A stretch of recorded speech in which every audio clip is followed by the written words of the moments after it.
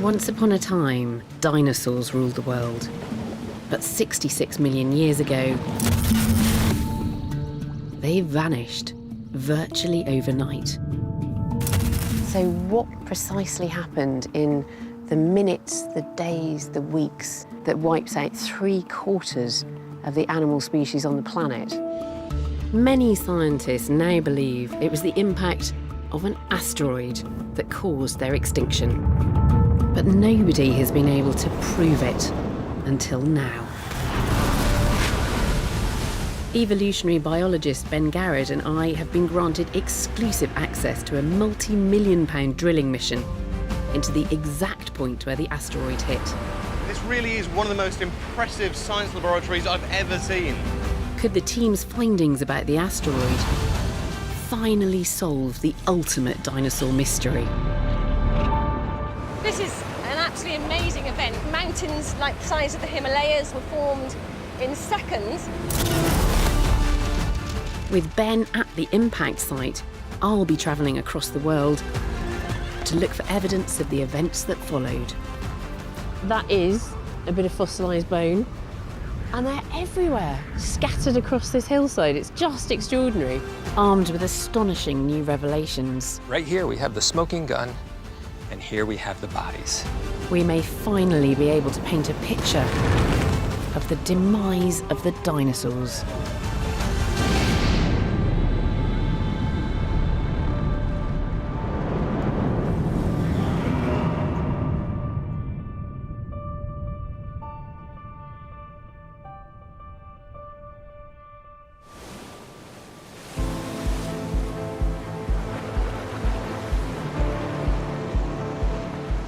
I'm off the coast of Mexico right now, and this thing you can see behind me is a specially adapted drilling platform. Now, there's an international team of scientists on board who are drilling far beneath the seabed where we are now to look for evidence to see why and how the dinosaur died. This is the exact spot of a huge asteroid strike that happened at precisely the same time the dinosaurs were wiped out. This is Earth, 66 million years ago. Here's the asteroid. It's 9 miles across, the size of a city. And here's the first surprising thing, the speed of it. It may not look that fast at this scale, but it was traveling at an unbelievable 40,000 miles an hour. Seen from the ground, it would have gone from a mere dot in the sky to impact in a matter of seconds. The asteroid smashed into a shallow sea north of modern-day Mexico, exactly where the team is starting to drill. The theory goes that this impact set off a chain reaction of events that killed the dinosaurs. But here's the heart of the mystery. When you compare the size of the asteroid and the Earth, well, the asteroid is comparatively small. It's like a grain of sand hitting a bowling ball. So how did this asteroid cause a mass extinction all around the globe? By extracting rock from the impact crater, the team hopes to find out. So I'm not even strapped in, and I don't especially like heights, but this is great. This is great. This multi-million-pound operation has been decades in the planning, and we're the only film crew to have access. Professor Joanna Morgan first proposed the operation. It's been a long wait. I've been excited for, 16 years, so to actually for it to be happening is quite scary. I think we've had so much effort between us to get this to this point that you really want some lovely results. Joining her on board to co-direct operations is Professor Sean Gullick. So this is the ultimate test of some ideas, right? We have all these models about how the extinction happened, but without some samples from ground zero, we can't really test them. This really is one of the most impressive science laboratories I've ever seen. And it's an amazing place. We're going to have a quick look around. Now, this central area here is incredibly important. This is known as Main Street by the crew and scientists. Now, these shipping containers are actually science labs, and in each one, there's a whole entire laboratory. You can see in here huge amounts of equipment. This is one of the scanning labs. But there are still lots of personal touches. You can see where all the different scientists and the rest of the crew are from, but my hometown's not on here. But this is the star of the show. This huge drill will bore through 1.5 kilometers of solid rock, taking us back to the time of the dinosaurs. This is the drill bit. Each one of these little nodules is an industrial diamond. We've had this one modified with a higher speed head that allows us to core. We're literally collecting a column of rock 3 meters at a time, and as we go further down the borehole, we go further back in time until we actually get to the moment of the impact about 66 million years ago. As Ben joins the team drilling down into the rock for evidence of the asteroid's effect, I'm travelling the world to look for clues from fossils. My first stop, 1,700 miles from the crater, is New Jersey. I'm here to see a mass prehistoric graveyard unlike anything that's been unearthed before. This disused quarry may be one of the most important paleontological sites in the world. I'm here to view an intriguing discovery that may directly link the mass extinction to the asteroid impact. There's something very strange about this mass extinction. So many animals died on that day, and yet it's virtually impossible to find casualties of this devastating event.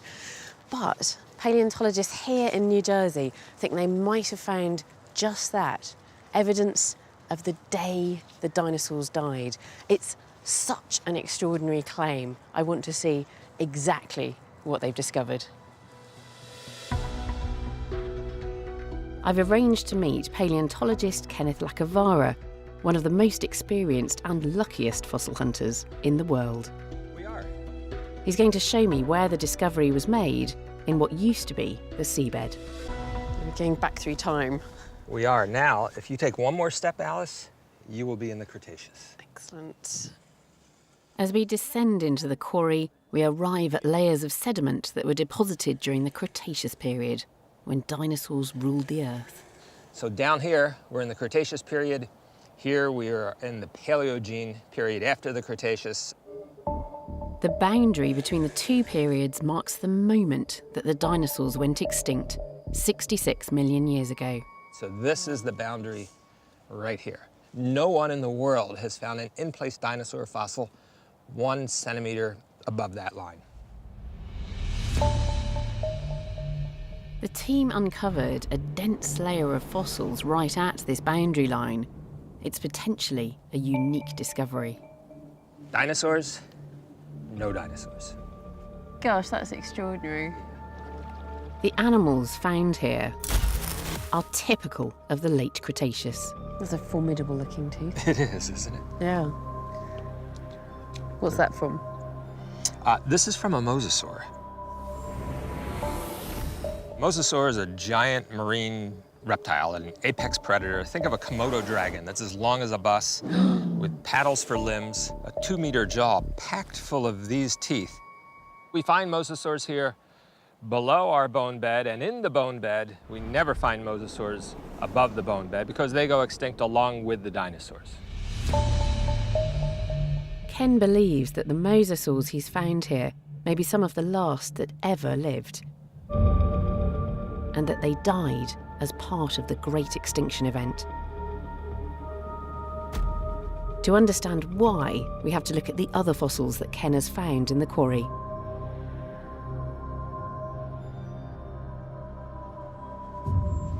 This is incredible, Ken. Look at all those fossils. 25,000 of them. The way you've laid them out in this grid, is this as you found them? These are the places in which we found them. Yep, 170 square meters of them. It's an astonishing amount of work. All these fossils occur in a layer that's no more than 10 centimeters thick. For Ken, the first clue that these animals all died in a single catastrophic event is that the skeletons are largely intact, with no teeth marks on them. They weren't transported, they weren't scavenged, they died suddenly and they were buried quickly. It tells us that this is a moment in geological time. That's days, weeks, maybe months, but this is not thousands of years, this is not hundreds of thousands of years. This is essentially an instantaneous event. A second clue comes from the surprising mix of species that had lived in many different environments. I mean, I can pick out large vertebrates. Sure. We see the occasional bird here. There's a tibia from a crocodile, and that's laying next to a piece of the outer shell of a huge sea turtle, something that would be maybe 1.5 meters across.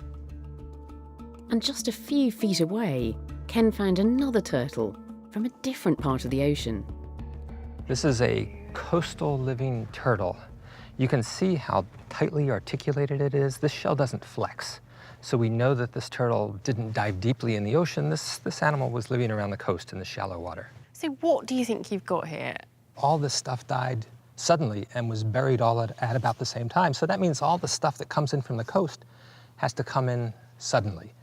And that tells us that there's environmental disturbance going on the coastline upshore from here. Whatever was the cause, this calamity that wiped out these animals, it was happening in the deep water, it was happening along the coastline, and it's happening on land. Ken's theory is controversial, but if he's right, this could be the first fossil evidence of a sudden mass death event at the end of the Cretaceous. Right at that point in time when 75% of life on Earth is wiped out. But what caused this mass death event? Could all these animals have been killed by the impact of an asteroid 1,700 miles away in the Gulf of Mexico? Ben is with the scientists who've been drilling into the seabed above the asteroid crater. I'm here right in the middle of the drilling platform, and there's a fresh core about to come out. We've already drilled through 500 meters of limestone sediment. Now we're going to start to bring up rock core for the scientists to examine as we get closer to the impact crater. This is the first full core of the expedition, we're excited to say. The first full 3-meter long core, some light layers. We're wondering if they're ashes or something, so we're pretty excited. This, along with other core samples like it, can tell the team so much information about what was going on at the time of the impact. The first thing the team does with each new core is find out how old the rock is. Exactly what's living and exactly what fossils we find tell us what age we are. As soon as the core comes up on deck, we're given a small crumb of material. We take it back to the lab and give an age call within 5 minutes of the core appearing on the deck. I just got some sweet pictures of this. Look at this crystal. This is the same stuff from the core catcher under the microscope. Look at these crystals. Though it contains valuable information, this core isn't from the impact crater itself. Instead, it's from the layers of sediment above it. The team needs to drill a further 130 meters down into the sediment to get to the crater itself. The further down they go, the harder the rock is. So that means weeks of 24 hours a day drilling. They want to pull core from an area of the inner crater called the Peak Ring, found only in the largest of supercraters. They're formed when the massive impact of an asteroid forces rock to erupt in a central uprising, which then collapses outwards to form the distinctive peak ring. It's these rocks that contain the clues to what happened in the moments after impact.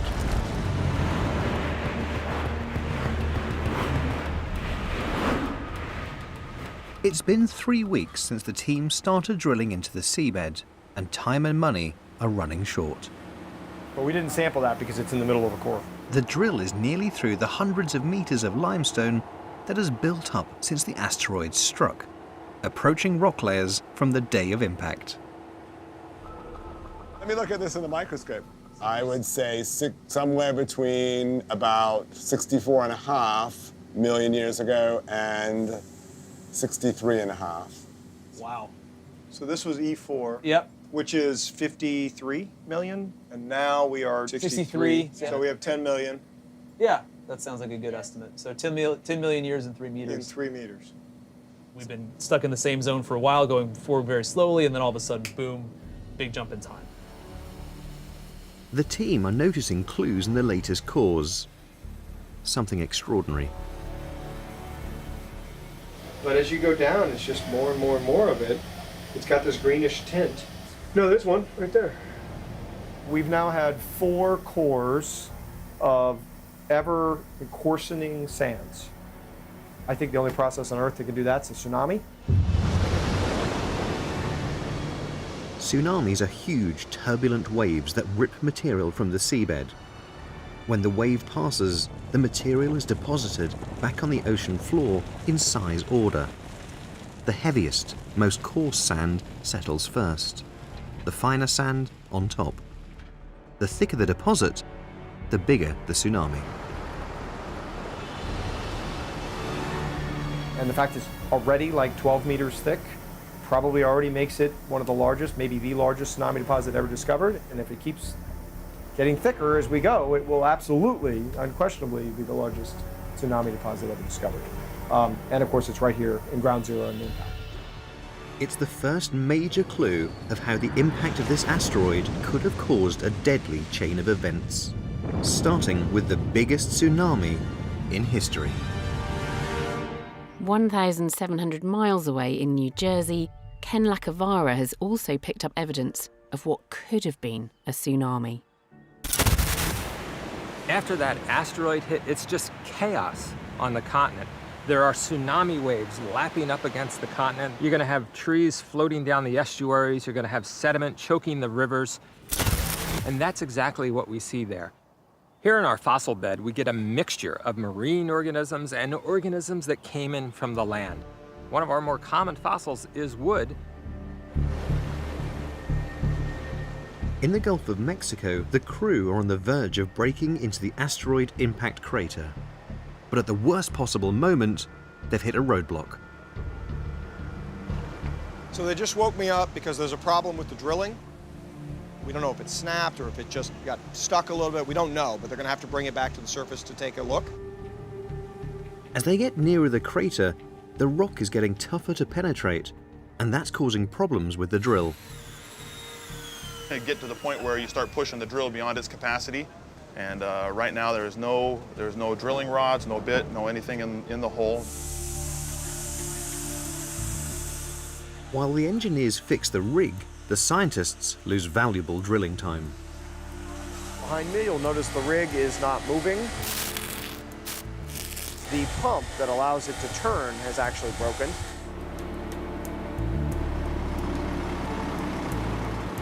In a bit of a race against time now.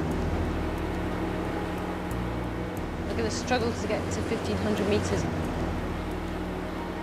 So we're all hopeful, fingers, toes, and so on are crossed, and we'll see how this goes. Finally, after a month of drilling, the team are pulling rock from the asteroid crater itself. Already they're seeing evidence of the incredible heat generated by the impact. Rock that has melted. And look at, in this part, it's very clear that we have different kind of colors, like this red color. It goes from green to red.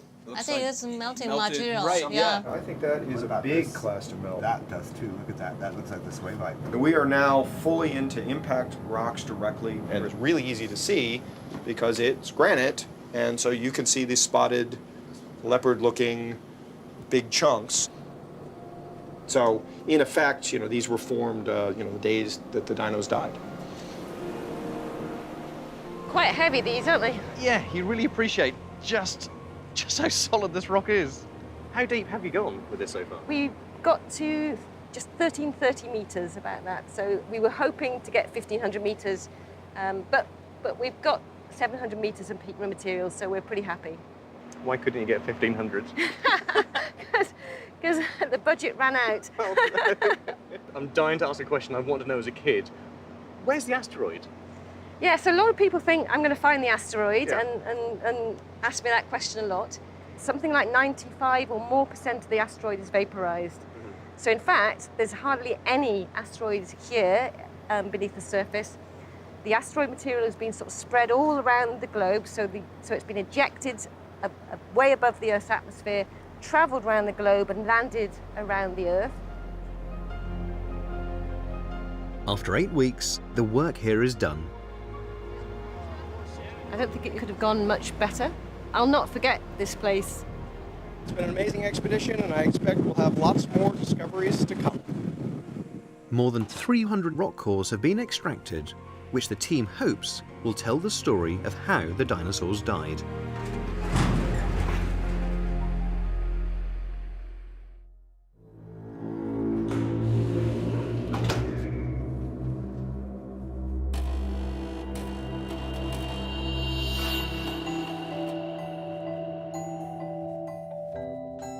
Four months and over 5,000 miles later, the rock cores are now here at the University of Bremen in Germany for the second phase of this colossal and unparalleled scientific journey. I'm inside a huge fridge that's now home to all the samples that were taken up from the Gulf of Mexico. And it's really cold in here, as you might expect. Now, this is to stop any organisms from growing and contaminating these samples. This is a test recording. Say something. Hello. Here in Bremen, the research team is working to find out what happened minute by minute after the asteroid struck and what that meant for the dinosaurs. Okay, this is day 2 that we've had samples, and I'm going to take you through around the labs where everybody started their analysis. Over here we can see people looking through microscopes, looking at thin slides that have been collected from offshore. All right, Philippe, I'm going to film you while you take a look at this core.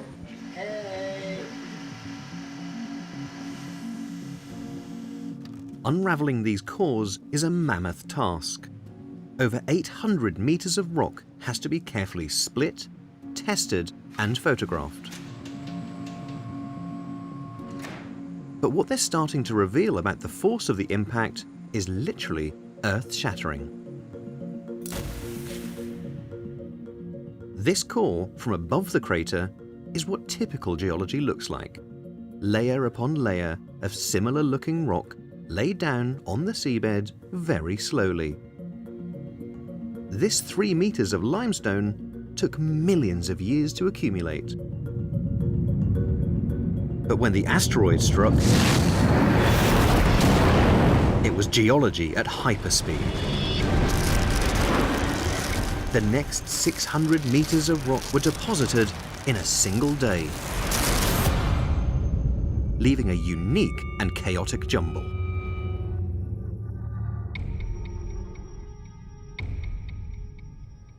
Sean, I mean, how do you make sense of this incredible place that you've got here? It is amazing. This is 150 kilometers worth of core collected by the International Ocean Discovery Program and all its predecessors back to the late 60s. Mm-hmm. But of all these cores, the most amazing is the one we just collected in the Chicxulub impact crater. Of course, yeah. You can see this black flowing texture of a rock. This is actually, it looks like it flowed, right? You can see textures in it. This is actually melted basement rock, melted granite.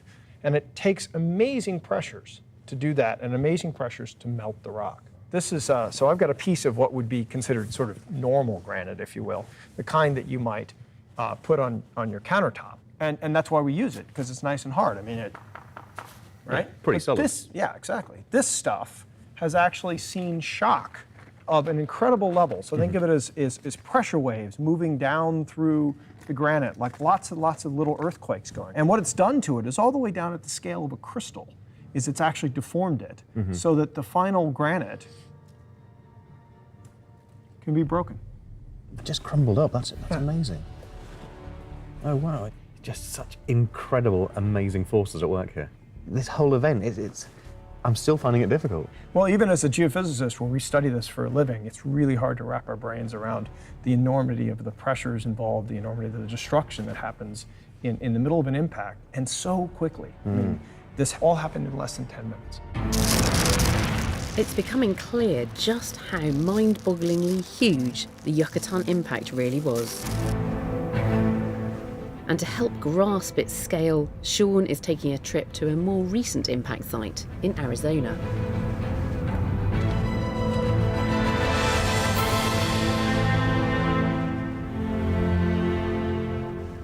This simple crater here was created by about a 50-meter or 150-foot asteroid impacting the Earth about 50,000 years ago.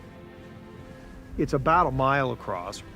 It's actually quite small. It's basically simply a bowl-shaped crater. Everything above the red line that you see there is actually material that used to be buried and has been flipped up on end and is now, or flipped up upside down, and is now laying as a pile of broken up material.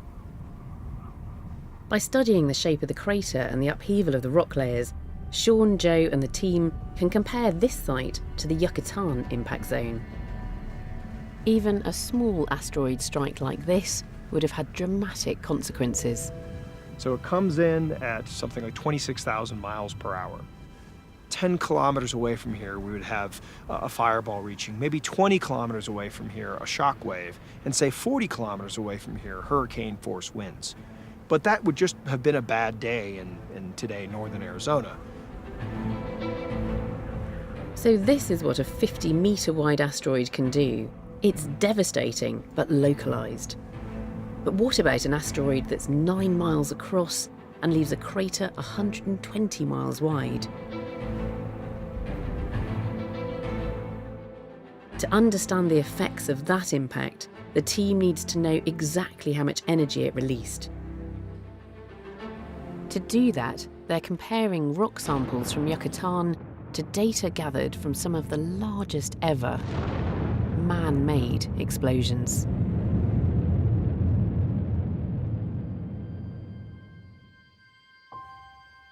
This is the Nevada test site, the most bombed place in the world. The US military have detonated 904 atomic bombs here. To help us understand how atomic bombs connect to asteroids, we've enlisted the help of physicists Mark Boslow and David Dearborn. Blast must have come all the way through, and I bet these windows blew out. Those shards of glass would be accelerated by 90-mile-an-hour wind. The windows were gone. They're totally boom. This house was part of a test village called Survival Town, built to study the effects of a nuclear blast. It actually survived a blast called Apple II in May 1965.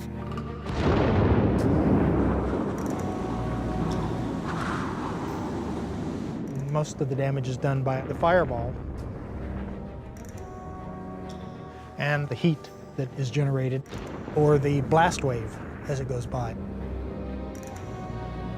And the houses that were in closer didn't survive.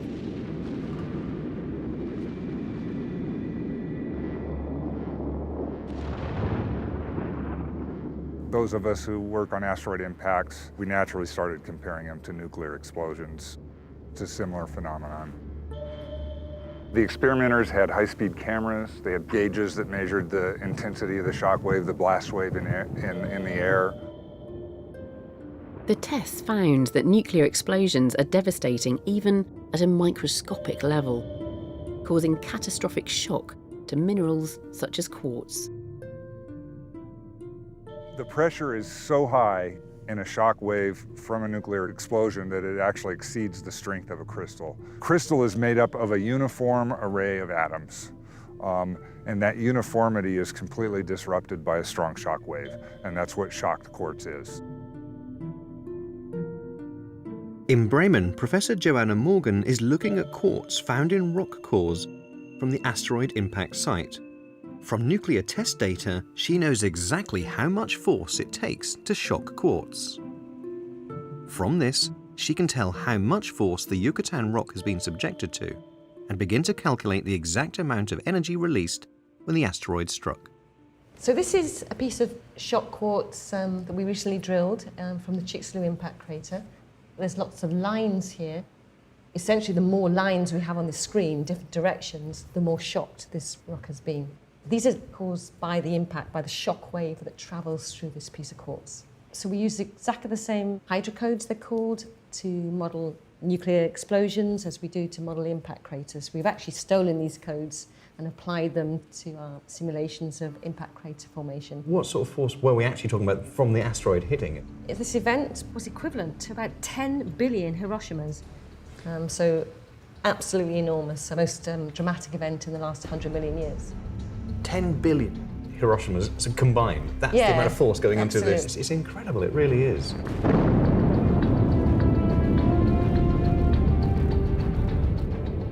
Finally, we have hard evidence of just how powerful the asteroid strike really was. 10 billion Hiroshimas. It's a major revelation. But the truly incredible thing about this asteroid strike was that it changed the face of our planet within seconds. And now we know that, we can do something that has never been done before. Create a simulation of exactly how the impact affected Earth and the dinosaurs. Here's what the new results tell us about those crucial initial minutes after the asteroid struck. The asteroid, 9 miles wide, smashes into the Yucatan at 40,000 miles per hour.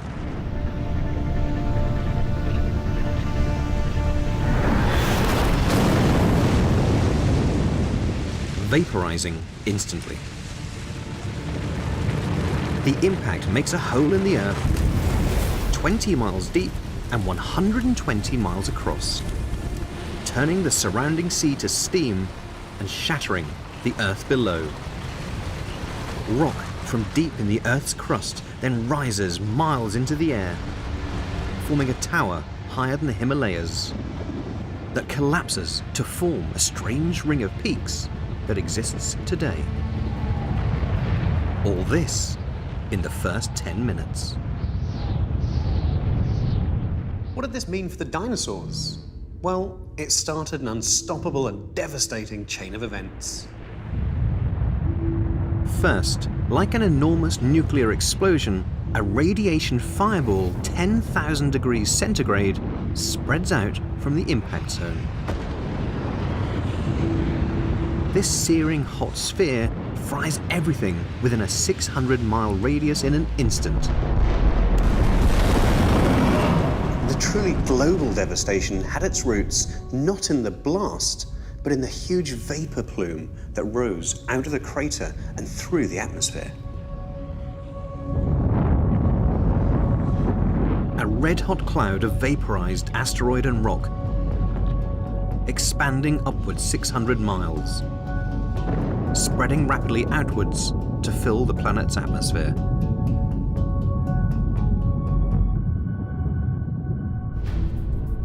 Back then, faraway New Jersey was covered in ocean.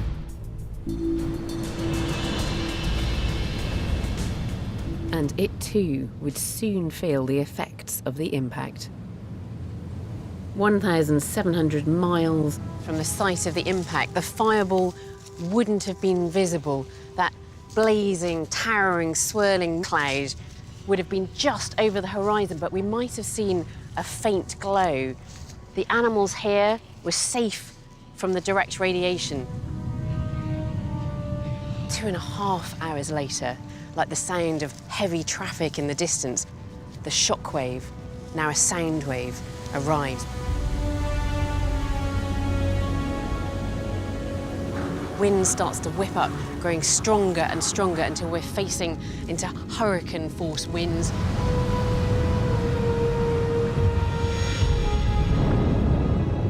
The blast wave from the impact surged across the Earth at enormous speed. Its effects would have been short-lived. But those few traumatic hours left an indelible impression in the Earth's geological record. These are beads of molten rock that rain down from the skies, and as they cool, they become glass. And if you melt rock and you cool it fast, it doesn't have a chance to turn back into rock. It forms glass called spherules. And we find these little spherules right here in this mass death assemblage. What produces the kind of energy and heat needed to form these spherules then? Well, when you have an asteroid impact, it melts the rock and it flies up through the atmosphere, and these bits of molten rock rain down on the planet. These 66-million-year-old droplets of molten rock show that debris was falling on landscapes far away from the impact zone itself. Protected by the water, marine creatures like the mosasaurs may have been able to survive these immediate effects. But for the dinosaurs on land with nowhere to hide, this was the beginning of the end. To show how the effects might have played out for dinosaurs on the ground, we've enlisted paleontologist Steve Brusati and Tom Williamson to our international team. They've come to New Mexico, 1,200 miles from the impact zone, hunting for remains in one of the richest dinosaur fossil sites in the world. Yeah, okay. Whoa. Got a bone layer. Check this out. A lot of times we'll just be walking around in the Badlands looking for stuff that's sticking out of the rock. That's always the first clue. This one's really sticking out. We can tell from the shape of it that it's part of the backbone of a dinosaur.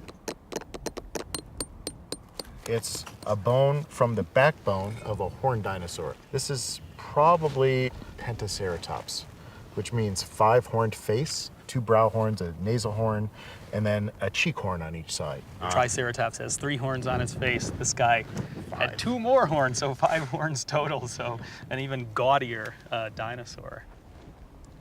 The ceratopsians, like Pentaceratops and Triceratops, were a large group of plant-eating dinosaurs that roamed the American landscape for the 20 million years leading up to the asteroid impact.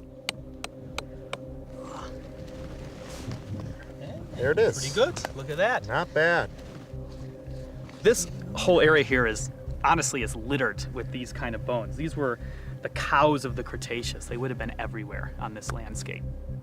66 million years ago, this area would have looked very different. Today it's known as the San Juan Badlands. Back then, it wasn't so bad at all. This whole area was a lush jungle. Dense vegetation, thick forests cut through by flowing rivers.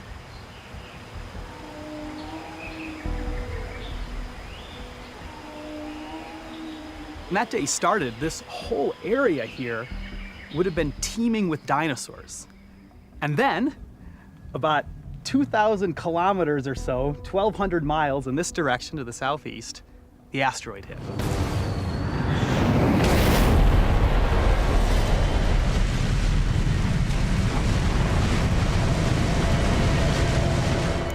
And very quickly, the dinosaurs would have realized that something was wrong, because there would have been an enormous red glowing cloud that would have filled up much of the sky here. The glowing cloud would have looked dramatic, but this far from the impact zone, the dinosaurs here would have been safe for now. Now their cousins down in Texas, about 1,000 kilometers closer to the impact site, they were toast. They were incinerated, they were vaporized. By studying the Yucatan rock core, we know the exact timing of what happened next. 11 minutes after the impact, the vapor cloud arrived in New Mexico. The skies darkened, and the temperature started to rise.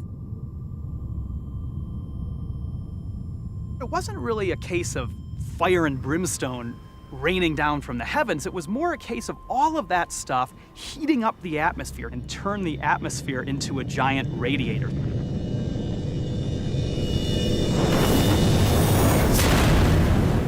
The heat was so intense that over 1,000 miles away from the impact, many animals would have been roasted alive. Climate specialist Dr. Brian Toon is the first scientist ever to theorise what happened next. a devastating global firestorm he's studied for more than 20 years. It wasn't falling on you, it was 60 kilometers above the ground or so, and the glowing hot lava was emitting an amount of energy that's a few times larger than the sun. This is not a normal fire. The fire was started everywhere, which causes what's called a mass fire. Mass fires can be much hotter than a normal fire. All the leaves on the ground caught fire, the leaves on the trees caught fire, the underbrush caught fire. There's winds at hurricane speeds rushing into the fire, drawn upward into the rising flames, and they consume everything. And this vapor quickly spread across the planet. It probably only took a few hours for it to reach the farthest reaches of the Earth.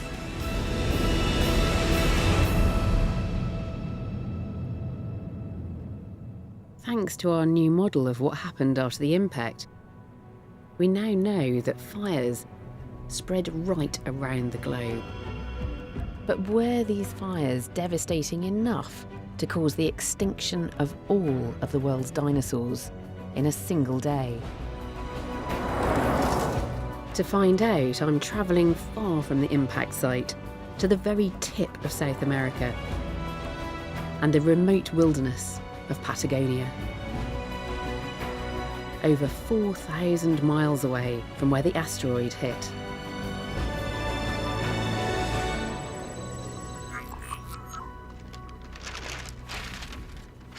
I am all the way down here in Chile.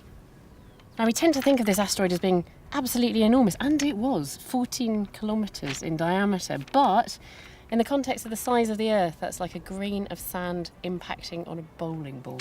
And I want to understand what kind of impact the asteroid landing here had on the dinosaurs right down here at the toe of South America.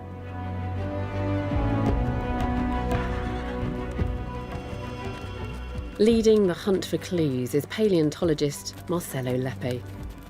He's taking me to look for dinosaur remains in a mountain valley that's best accessed on 4 legs.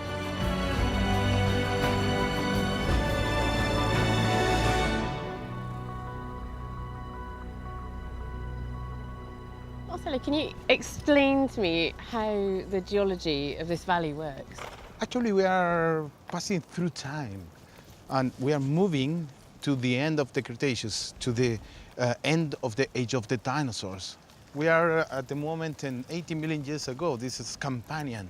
So this is fantastic. As we ride along the valley, as we ride north, we're riding from 80 to 66 million years. Through time.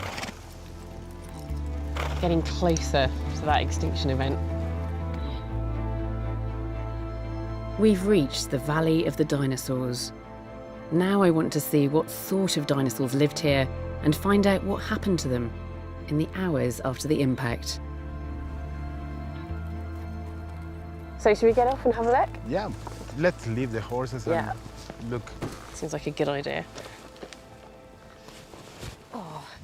The place is literally full of bones. As you can see, this sunlight is the best because the angular light is reflecting the bones. Let's see if we can find a dinosaur then. Yeah, let's see.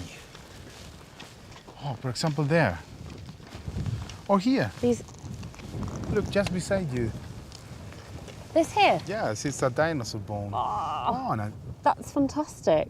The different colors, Yeah, it's really grayish, white. Yeah. So what's that then? Oh, it looks like a vertebrae. Probably the first one. Okay, so yeah, so that looks like a facet. It looks like the surface of a joint, and that would be where the skull sits. Any ideas what species? Yeah, probably an hadrosaur, 99%. Really? Yeah, it's your first hadrosaur, yeah? Yeah, it is. This valley is now a bone bed, 4 miles long. Yes, that is a bit of fossilised bone. And they're everywhere, scattered across this hillside. It's just extraordinary. Once it was home to herds of hadrosaurs.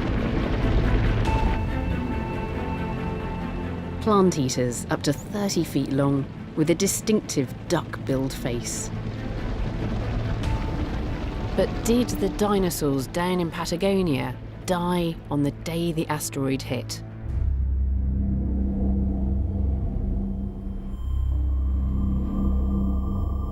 Thanks to the team in Bremen, we now know that once the asteroid struck the Yucatan Peninsula, over 4,000 miles away, it took 42 minutes for the superheated cloud of debris to reach Patagonia. For much of the planet, the fires triggered by the burning sky led to total destruction.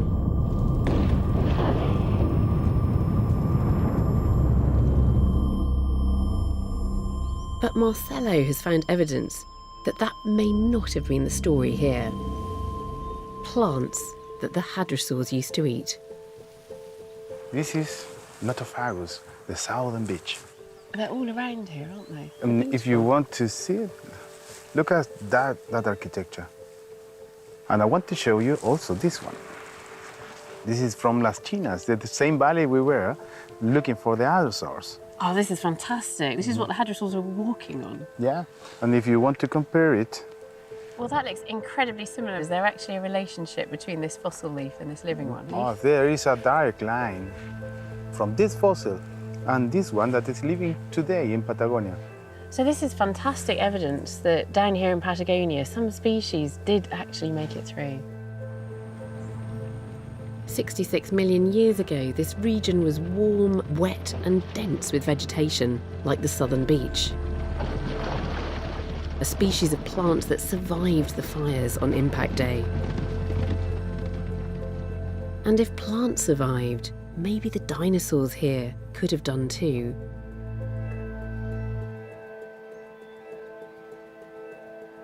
Life down here should have been badly hit. But the fossil evidence, particularly of plant life, is telling us a different story, that the immediate fallout from Chicxulub in Patagonia was not as bad as predicted. So perhaps our hadrosaurs had a stay of execution. Maybe they made it through that first day. But something got them in the end. To determine exactly what did happen in the days, weeks, and months after the asteroid struck, the Bremen team is still hard at work studying rock samples from the impact crater. Dr. Philippe Claes thinks he's found, perhaps, the most important clue yet. So Philippe, when this asteroid struck Earth, it had a massive and devastating impact, but that didn't quite seal the fate of the dinosaurs, did it? Probably not. Remember, the dinosaurs were ideally adapted to the late Cretaceous environment. They were the ultimate animal for the Cretaceous. What happened here is that we have an incredible change in the Earth system. Basically, kills a dinosaur everywhere on Earth. In Africa, Antarctica, in the forest, or in the savannah. But what made them extinct? Because you talk about a global scale suddenly. What went global? What happened What across the went world? global is really the ejection of material from the crater. Look at what I have in my pocket. This is gypsum. Right, okay. This was part of Yucatan at the time of impact. Yeah. Okay? And this material here contains sulfates. And this gypsum, okay, affects the chemistry of the atmosphere. It changes it drastically. This area is meant to be rich in this sort of stuff. It's supposed to be full of it, okay? But it's not. We can look for the remnants of it here. In the core, it's totally absent, which means that almost the entire sequence of gypsum that was present in the sedimentary target at the time of impact went into the atmosphere.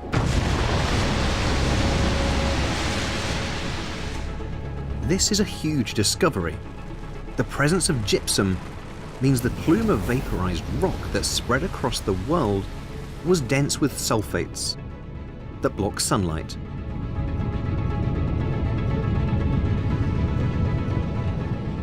The same thing happened after the 1991 eruption of Mount Pinatubo in the Philippines. Sulfates reduced the amount of sunlight reaching land by 10%, which caused a drop in global temperatures. 25 years ago, Pinatubo had an incredible effect on the atmosphere. It cooled it by, very little, but it had an effect, and it stayed for a couple of years. Right. Here we have an event that is orders of magnitude more important. Pinatubo is nothing compared to the Chicxulub impact. It's really going global, no places is protected. No dinosaur can escape the consequence of the Chicxulub impact. This is this gypsum, this is what killed the dinosaurs.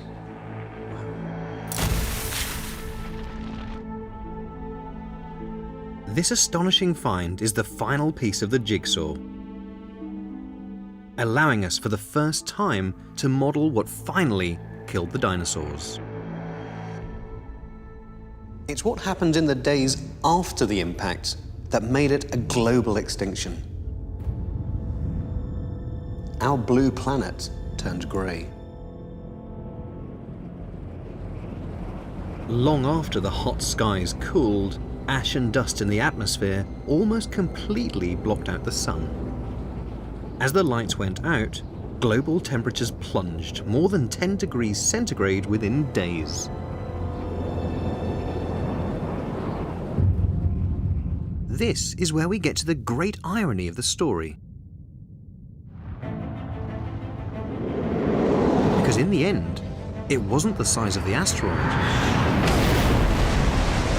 the scale of the blast, or even its global reach that made dinosaurs extinct. It was where the impact happened. Had the asteroid struck a few moments earlier, or maybe even a couple of seconds later, then rather than hitting shallow coastal waters, it might have hit deep ocean. An impact in the nearby Atlantic or Pacific Oceans would have meant much less vaporized rock, including the deadly gypsum. The cloud would have been less dense, and sunlight could still have reached the planet's surface, meaning what happened next might have been avoided. In this cold, dark world, food ran out in the oceans within a week, and shortly after, on land also. With nothing to eat anywhere on the planet, the mighty dinosaurs stood little chance of survival.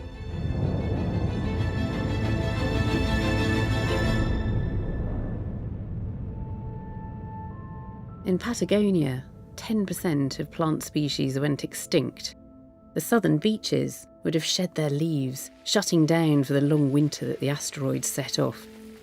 The hadrosaurs were left to starve.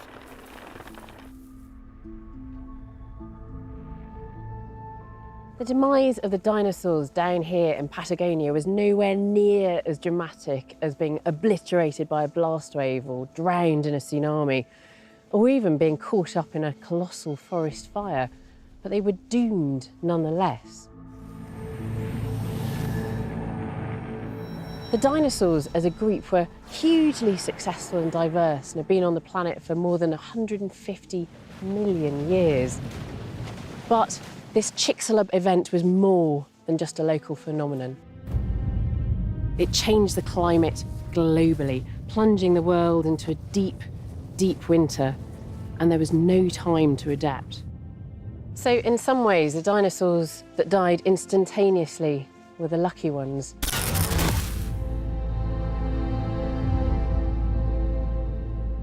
This sudden climate change may finally solve the mystery of what happened in New Jersey.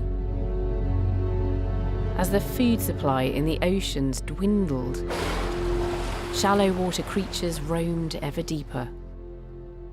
But eventually, the food would run out.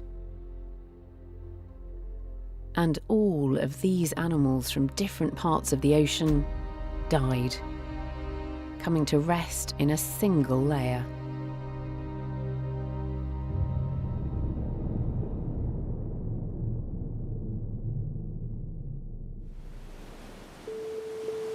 It's been an incredible adventure, decades in the planning. A multi-million-pound scientific expedition. Weeks of drilling rock samples from deep inside a supercrater. And months of studying hundreds of meters of rock samples. So this was E4, yep, which is 53 million to 55? We were just jazzed about the science all day long. Many people have been up for 20 hours and they were still just going with enthusiasm, describing the cores, looking at the microfossils. It was a heady experience. All that hard work has paid off in a big way. The team has been able to reveal extraordinary new details.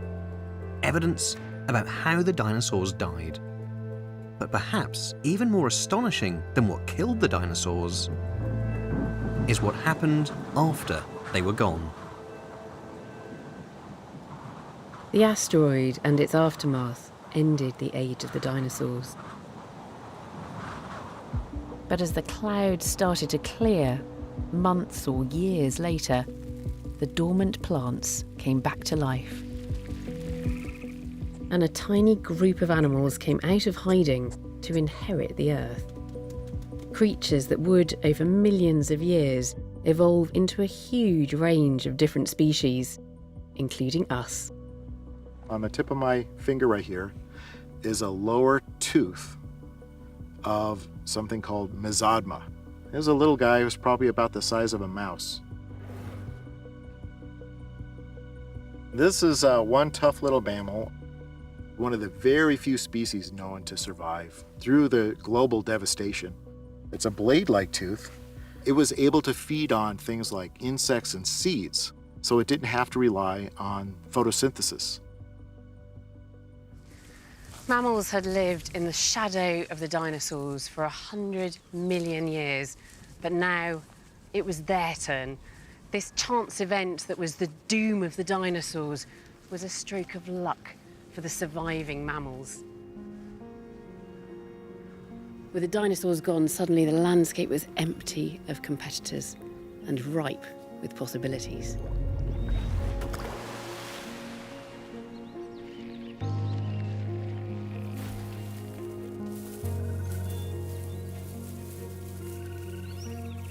Just 500,000 years after the extinction of the dinosaurs, and landscapes around the globe had filled up with mammals of all shapes and sizes. Fast forward another 60 million years or so, and we have the evolution of an extraordinary, upright walking ape that contemplates its own existence and the demise of ancient creatures they'd never even seen. Chances are, if it wasn't for that asteroid, we wouldn't be here to tell the story today.